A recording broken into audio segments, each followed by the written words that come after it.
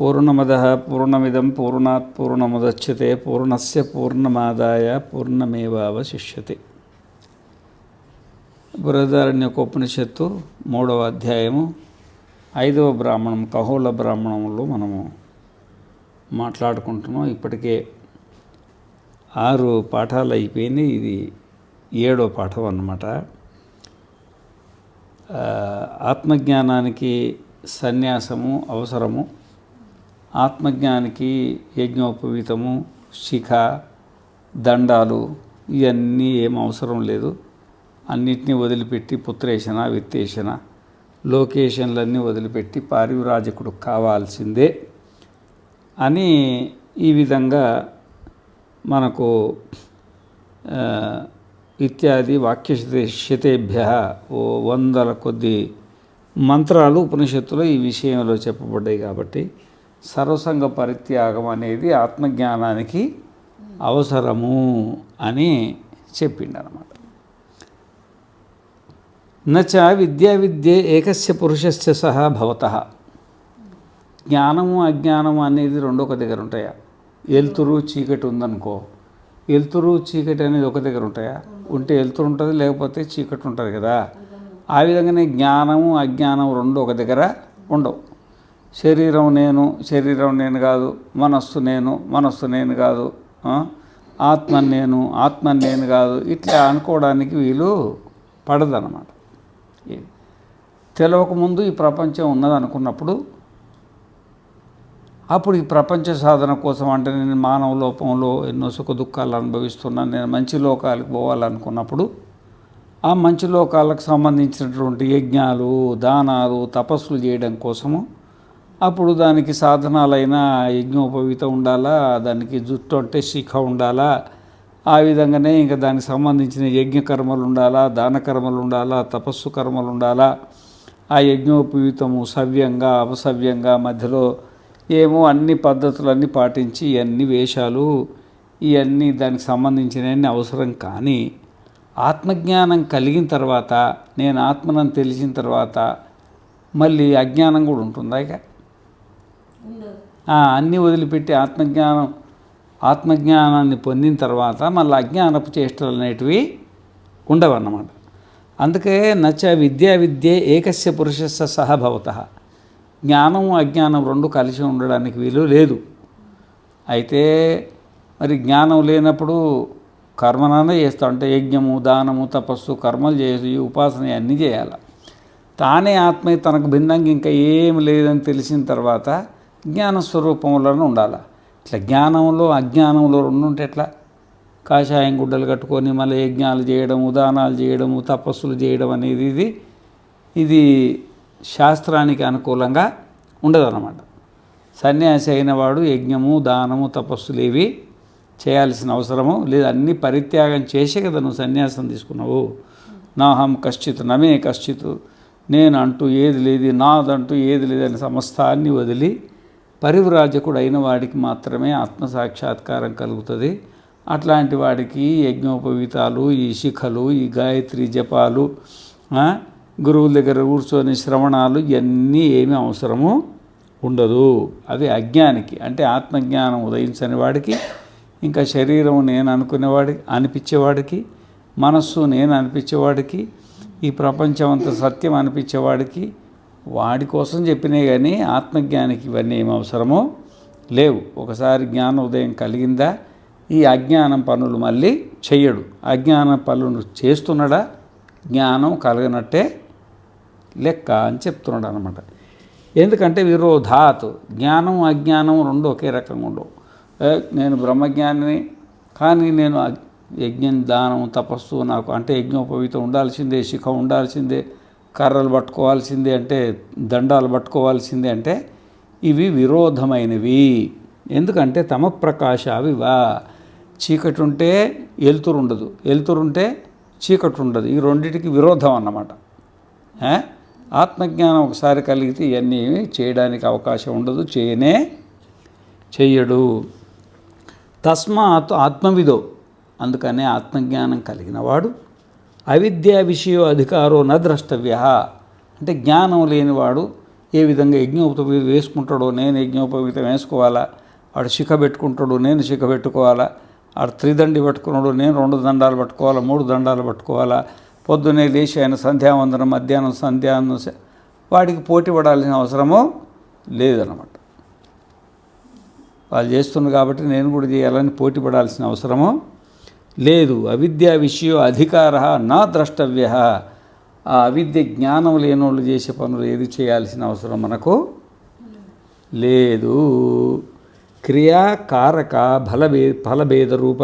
ఎందుకంటే ఆ అజ్ఞానంలో మరి ఫలం ఉంటుంది, వీడేమో అన్ని ఫలాలు వదిలిపెట్టి, దానికి ఒక కారకం ఉంటుంది, ఓ యజ్ఞము దానము తపస్సు, దానికి క్రియ ఉంటుంది, క్రియాకారక ఫలం ఉంటుంది, ఫలాలు ఉంటాయి అన్నమాట.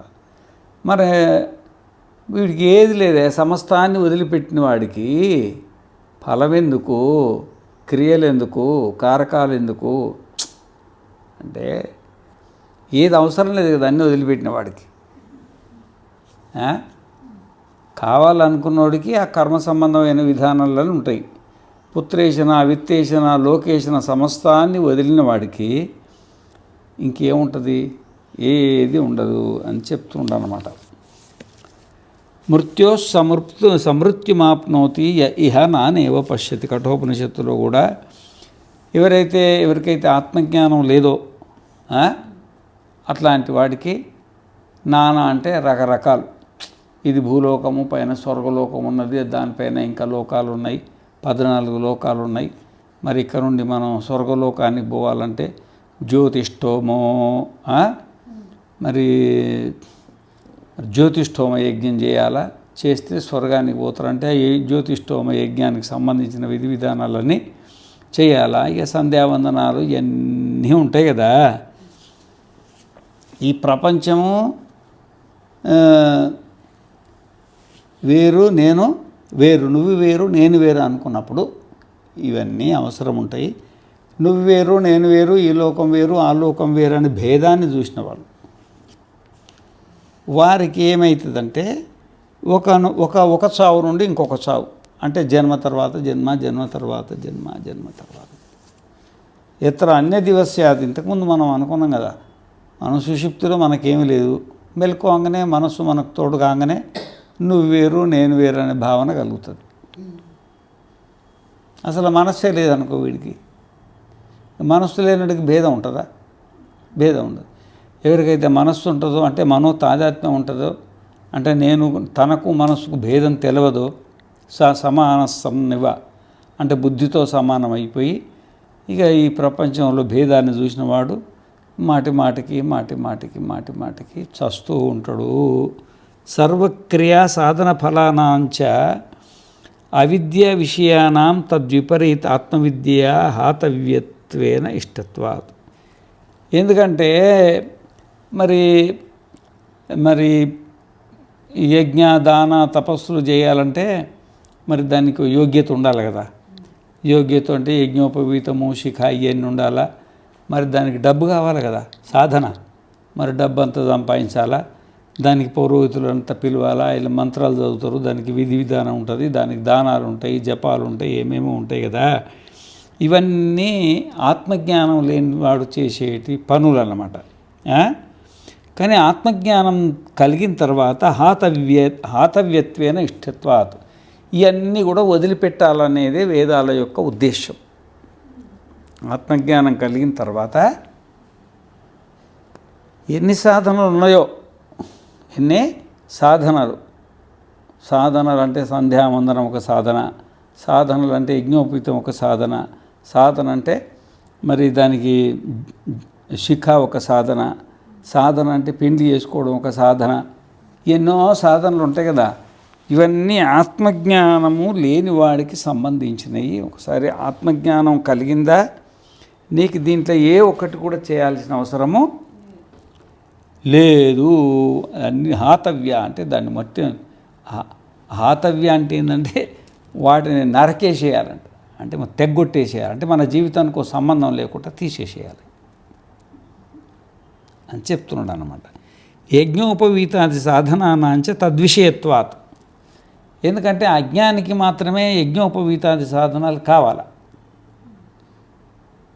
అజ్ఞాని అంటే నేను ఆత్మను అని తెలియని వాడికి, తనకు తన మనస్సుకు తనకు తన శరీరానికి చిజ్జడ గ్రంథిలో ముడిబడి ఉన్నవాడికి, వాడికి మాత్రమే ఈ యజ్ఞోపవీతాది సాధనాలు కావాల్సి ఉంటాయి. కానీ ఆత్మజ్ఞానానికి ఏది కూడా అవసరమో లేవు.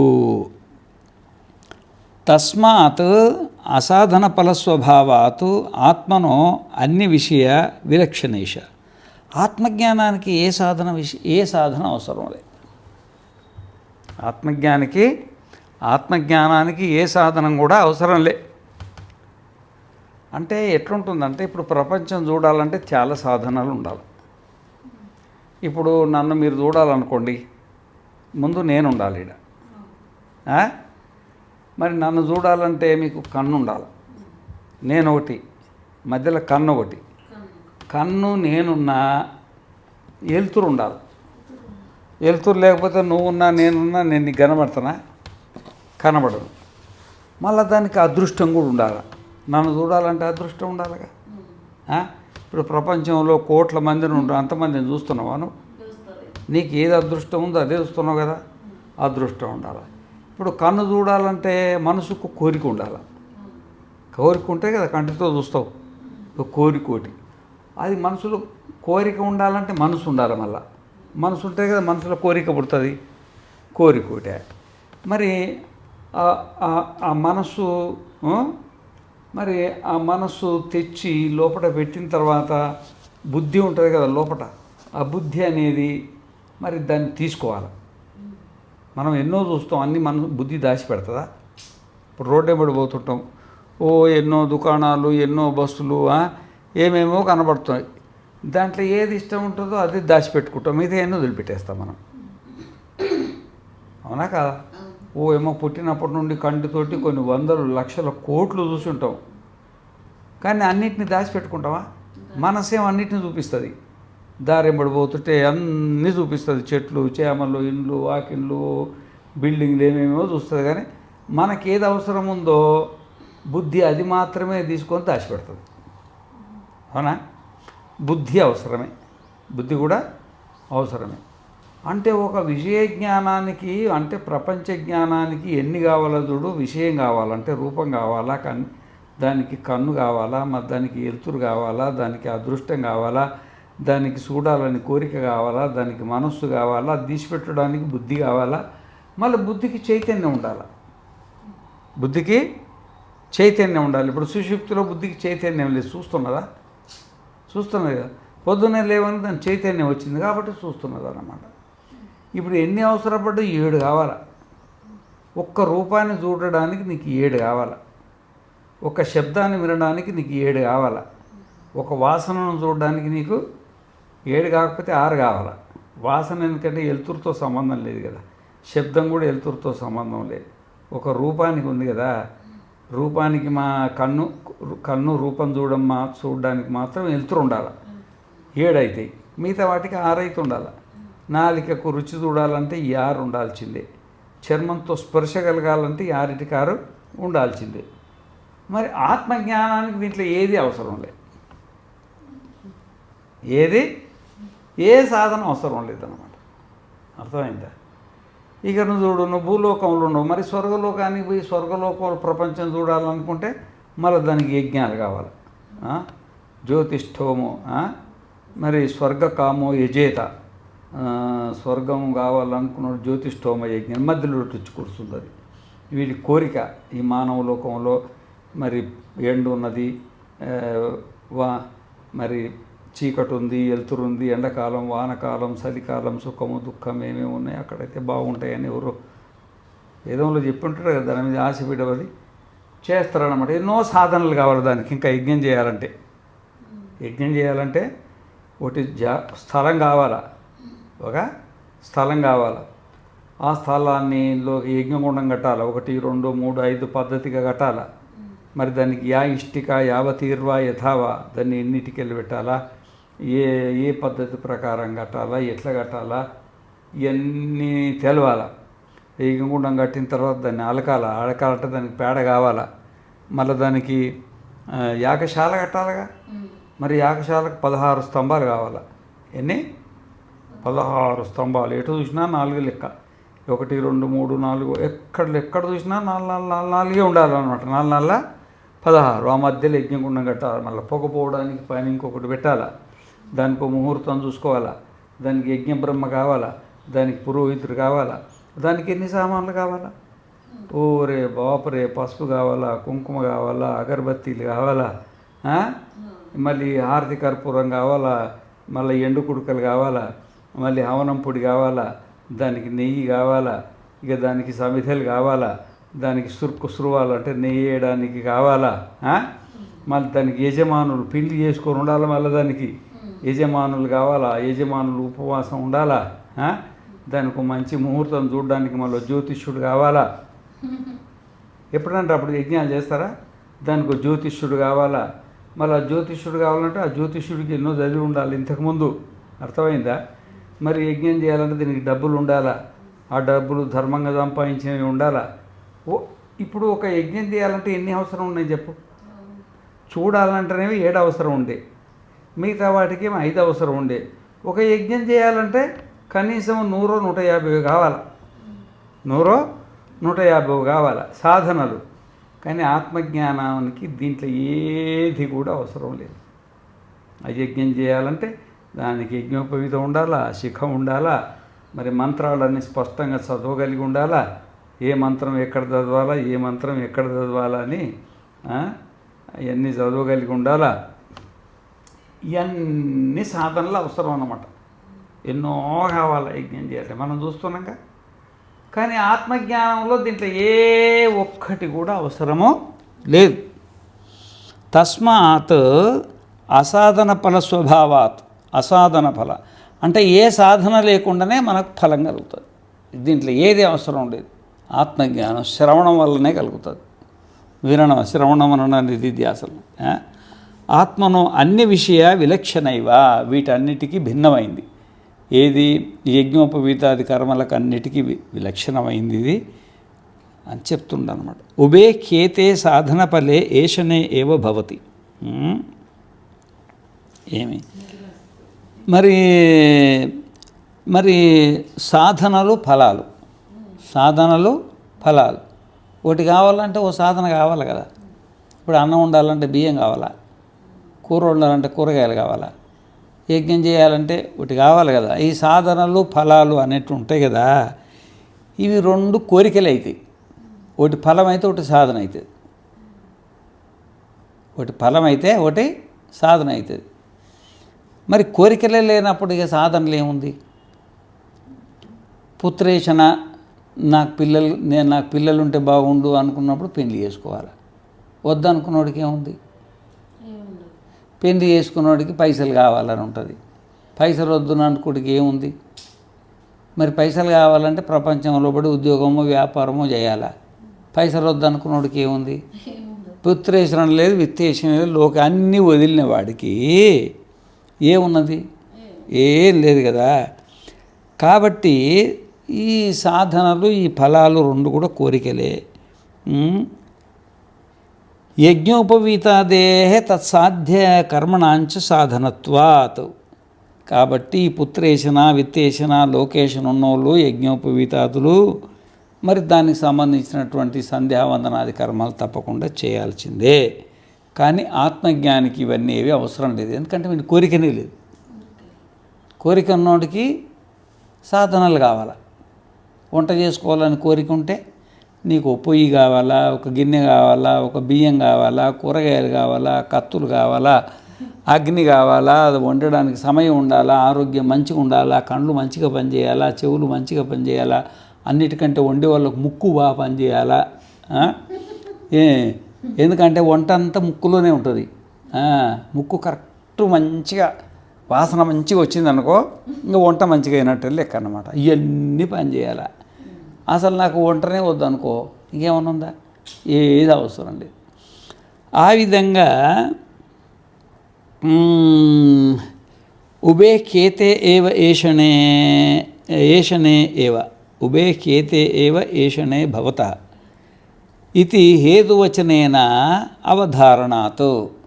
కాబట్టి కోరికలు ఉన్నవాడికే సాధనాలు కావాలి. కోరికలు ఉన్నవాళ్ళు. ఒకటి ఉంటే ఒకటి.